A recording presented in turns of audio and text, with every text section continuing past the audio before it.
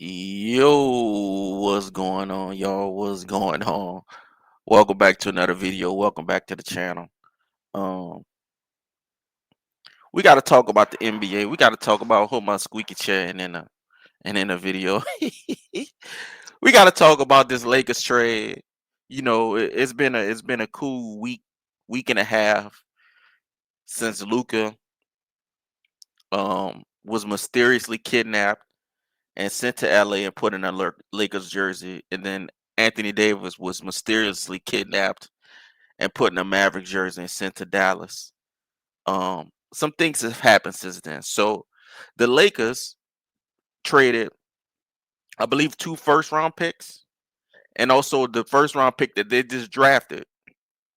Excuse me, because that's what the Lakers do. They don't actually build young talent. They just know how to draft well. I'll give them that. And then they fucking trade them, and they stack them up, trade them, and get rid of them. That's pretty much how the Lakers uh, have been able to build their teams just off free agency, being in LA. Um, so they traded all these people, these 2 picks, and Dalton Connect for Mark Williams. Mark Williams was a very talented, yet very, very injury prone center. He's been in the league maybe like 2.5 years now, and he's played a total of like 85 games. So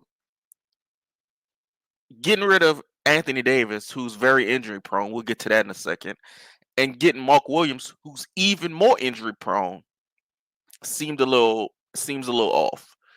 But that's what they did. The trade was put through. Mark Williams gets to the Lakers. At least week go by after the trade, and Mark Williams fails the Lakers physical. Trade is rescinded.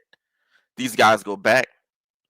According to Bobby Marks, a team can really find anything. Not saying that the Lakers did this, but a team can really find anything to rescind a trade. Um, Anything they don't want to deal with. I know that they knew that he may have had some back injuries, a knee or ankle injury, I believe. But just about everybody in the NBA plays professional basketball. They're injured and beat up in some type of way, especially at this part of the season. We're at the midway part of the season. So, I don't want to accuse anybody of any wrongdoing, even though I don't give a fuck. But the Mavericks, who took in AD, whose reason for giving up Luca was that he was out of shape. He's always fat.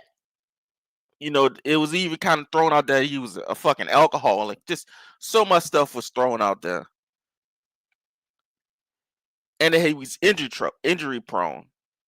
Lucas had pretty much the same injury like 4 different times as a calf injury, the same injury Giannis is dealing with over the last like 3 or 4 years. It's been a calf injury. These guys run a lot more, they move a lot more than we ever have in the NBA. The up and down pace. There's way more possessions. It's probably fucking damn near double the amount of possessions in the NBA now than, let's say, in 2005. You go 20 years. Um, so there'll be a lot of soft tissue issues. That's why we get the ankle injury. That's not soft tissue, but the ankle injuries and the knees, the calves, the hamstrings. You know what I mean? It's a lot of running going on. Anyway, Anthony Davis gets traded to the Mavericks, who I assume they did a physical, but again, everybody's injured, everybody's a little beat up, and you accept what you accept. But we know for a fact that Anthony Davis had an abdominal injury because he just fucking had it in the game before he got there, before he got traded. Bronny got him boomed on. He hurt his abs, and he was out for the game. And then he plays one game, not even a game. He plays a half for the Mavericks, and he has an abductor injury, which is a growing injury. This whole area, this core, pretty much the bottom of your nuts to your belly button, a little bit over the belly button. All this stuff is like somewhat intertwined. I put a link in the description to a sports doctor video I watched. It's not some random dude. It's not me with a white coat on.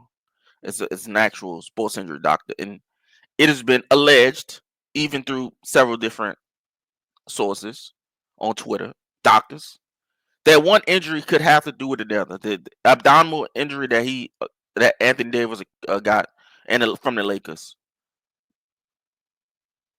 could possibly be linked to the abductor injury um that he sustained with the Mavericks. But that trade won't be rescinded like the Charlotte trade was rescinded. What the fuck is going on in the NBA, buddy? How? And I didn't get a chance to do my rant on Luka. How? How? How can anybody convince themselves this is not 30-year-old Luka? This is 25-year-old Luka. Think of Jordan in like 1990 being traded. Hakeem Olajuwon was almost fucking traded in like 92. Think of LeBron being traded in like 2009, 8, before he got a chance to actually go. Think of KG, who it would have been better for him if he got fucking traded away from Minnesota. None of this makes sense. None of this makes sense. The only the only entity that has won anything, that's gotten anything, is the Lakers. I didn't even know you can trade somebody that was injured. But I guess the team can accept whatever they want. Like I said, Bobby Marks said the team can pretty much accept whatever they want. The Pelicans just traded Brandon Ingram. He got an extension from the Raptors. Brandon Ingram hasn't played basketball since December 7th. He just got a 3-year extension. He hasn't played in 2 months. Brandon Ingram is also a client of Clutch, which is LeBron agency. This is all in. It could be intertwined in the mix, but we don't want to get too much in the weeds. How can the Lakers keep getting away with this? What the fuck is going on in the NBA? Is CJ McCollum alive? Can he speak on this? Can anybody speak on this? Leave a comment. Leave a view. Leave a fucking emote. I'm losing it. Thank y'all for watching it, listening, or whatever this is. Subscribe. Watch my videos. Watch the shorts. Watch all this shit. I'll be hollering soon.